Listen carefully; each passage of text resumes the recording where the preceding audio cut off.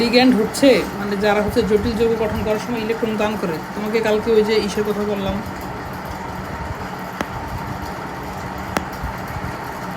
কঠিন অবস্থান্তর মৌলসমূহ তারা কী করে, এভাবে হচ্ছে 5টা অরবিটালে ভাগ করা থাকে, 1 2 3 4 5। এখন এরপরে কীরকম থাকতে পারে, এইভাবে তো সবগুলোর ভিতরে একটা একটা করে ধরো ইলেকট্রন আছে।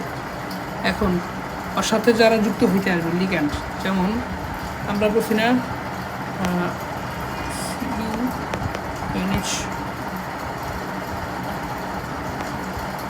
NH4 টেট্রামিন কিউ প্লাস আয়ন, এরকম তো ছিলাম না আমরা, 4 আর হচ্ছে 2 প্লাস 6 হয়ে যাবে।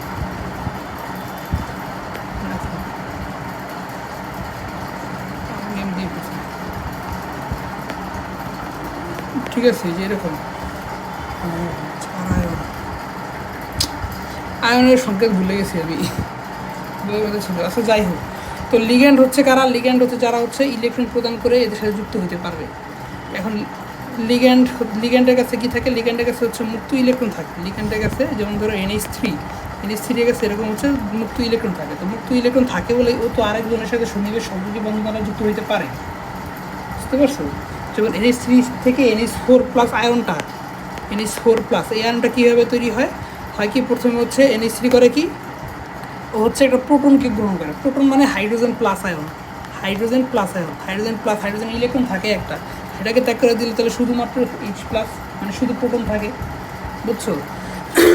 তো এই যে অ্যামোনিয়া করে কি, অ্যামোনিয়া হচ্ছে ওর 2টা ইলেকট্রনের ভিতরে একটা ইলেকট্রন ওকে দেয়, হাইড্রোজেনকে দেয়। তো হাইড্রোজেনকে দিলে কী হবে, হাইড্রোজেনের কাছে একটা ইলেকট্রন চলে আসবে, মানে হাইড্রোজেন আয়নের কাছে একটা ইলেকট্রন চলে আসবে এবং আর এই প্লাস আয়নটা চলে যাবে।